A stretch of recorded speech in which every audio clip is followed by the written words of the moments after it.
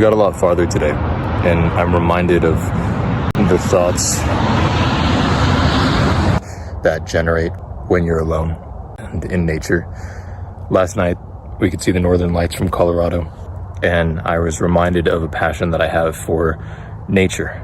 And for the longest time, I've been hyper-fixated on business and even world culture and history. And I realized, for me, it's all outshined by life, by nature. But human culture is close number 2, and then business is 3, so it's quiet.